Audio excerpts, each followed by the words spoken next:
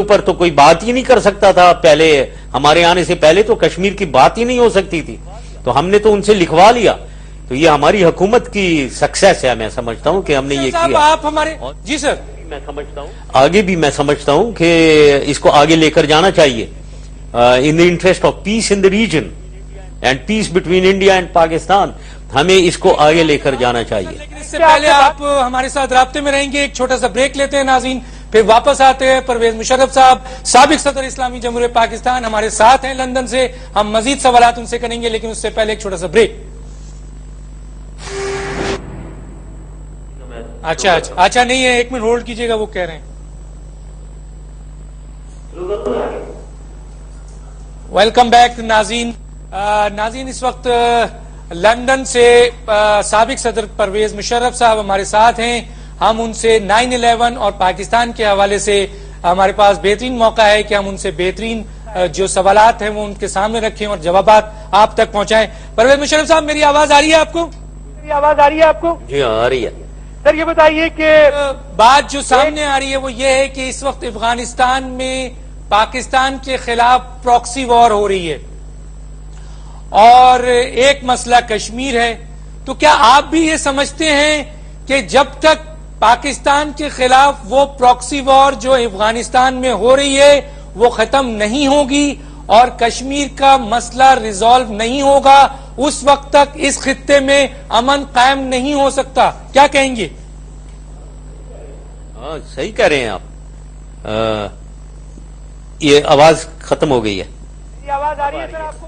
کیا آپ سمجھتے ہیں کہ وہ پراکسی وار جو پاکستان کے خلاف افغانستان میں لڑی جا رہی ہے اور کشمیر ایشو, یہ جب تک دونوں چیزیں ختم نہیں ہوں گی اس خطے میں امن نہیں ہو سکتا؟ یہ پراکسی وار پتہ نہیں آپ کیا کہہ رہے ہیں. پاکستان میں اگر آپ اسے کہہ رہے ہیں کہ افغانستان استعمال ہو رہا ہے پاکستان میں ٹیررزم کے لیے, تو یہ بات صحیح ہے. افغانستان میں جیسے آپ نے کہا انڈیا کی 2 کونسولیٹس جو ہیں جلال آباد اور کاندھار میں, ان کا مین کام ہی یہ ہے کہ وہ پاکستان کے اندرونی حالت میں دخل دیں اور وہاں بلوچستان میں ہمیں معلوم ہے ڈسٹربنس کر رہے ہیں, وہ انٹرفیئرنس کر رہے ہیں. اور وہاں جو پاکستان کے دہشت گرد بیٹھے ہوئے ہیں کابل میں, ان کو سیف ہیون ملا ہوا ہے اور وہ کچھ بلوچ ٹیررسٹ کو ٹرین کرتے ہیں, ان کو ہتھیار دیے جاتے ہیں اور وہ بلوچستان کے اندر دیکھیے پروگرام کا بقیہ حصہ اس نیوز بریک کے بعد. چلتے ہیں پروگرام کے بقیہ حصے کی جانب. بھیجے جاتے ہیں. یہ بالکل ہو رہا ہے اور یہ میں نے تمام دنیا کے لیڈرز کو بھی بتایا تھا, یہ بند ہونا چاہیے. اور اگر ہم افغانستان میں ایک کوآپریشن کے ساتھ طالبان اور القاعدہ سے ہم نے لڑنا ہے, تو یہ جو بیک سٹیبنگ ہو رہی ہے پاکستان کی, یہ بند ہونی چاہیے, ہر لحاظ سے بند ہونی چاہیے. یہ پریزیڈنٹ کارزائی کو پتہ ہے یہ باتیں, میں نے ان کو ساری ڈاکیومنٹری ایویڈنس دی تھی اور دنیا کے لیڈرز کو بھی معلوم ہے یہ. تو یہ پاکستان کے ساتھ یہ اس قسم کی بیک سٹیبنگ بند ہونی چاہیے بالکل. دوسری چیز آپ کہہ رہے ہیں دوسری طرف ہے کشمیر ایشو, بالکل وہ کشمیر ڈسپیوٹ ہے اور میں نے ہندوستان کی لیڈرشپ کو کہا ہے کہ جو ہندوستان میں ہو رہا ہے یعنی کشمیر ڈسپیوٹ, اور دوسری ایک اور ڈینجرس ادھر ماحول بن رہا ہے کہ مسلم یوتھ میں ایک ایکسٹریمزم آ رہی ہے, کیونکہ ادھر ایک سینس آف ایلینیشن ہے ان کو, جو مسلمانوں کے ساتھ ایودھیا میں ہوا, جو گجرات میں 3000 مسلمان مارے گئے, اور ان کی جو ایک انیکول ٹریٹمنٹ جو ان کے ساتھ ہو رہی ہے اس کی وجہ سے ایلینیشن ہے. ان باتوں کی وجہ سے پاکستان کے اندر یہ جو ٹیررسٹ آرگنائزیشن جن کا کہا جا رہا ہے جیش محمد ہے, لشکر طیبہ ہے, وہ اسی لیے ہیں کہ ہندوستان کے مسلمانوں کے ساتھ جو ہو رہا ہے اس کی وجہ سے ہیں.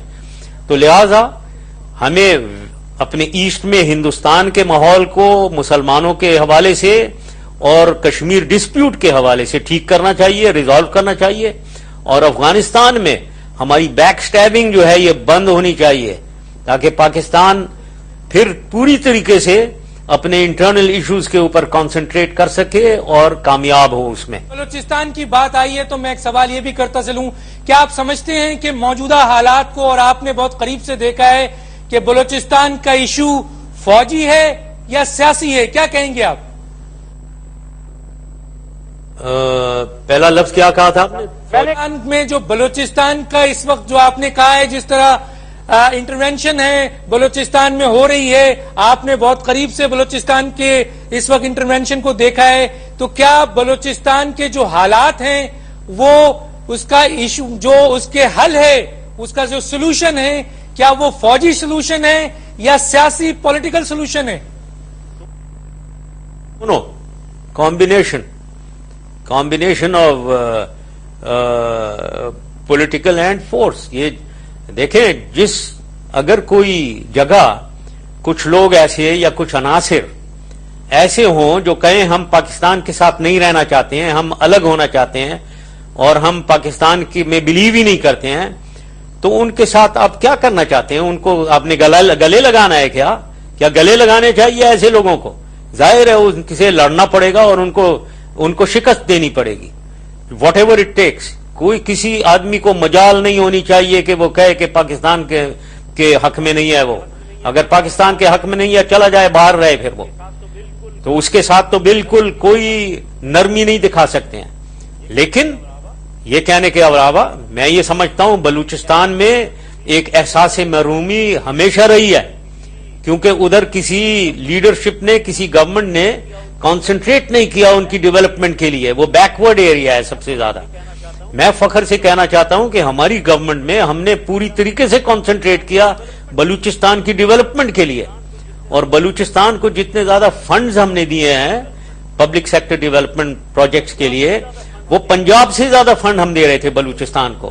جبھی تو یہ کوسٹل ہائی وے بنی ہے، جبھی گوادر پورٹ بنا ہے، اور اسی لیے ایک وہاں سے گوادر سے رٹو ڈیرو تک 950 کلومیٹر کی سڑک بن رہی ہے. ادھر میرانی ڈیم ہم نے بنا دیا، ادھر سبکزئی ڈیم بنا دیا، ادھر کچی کنال بنا رہے ہیں ہم.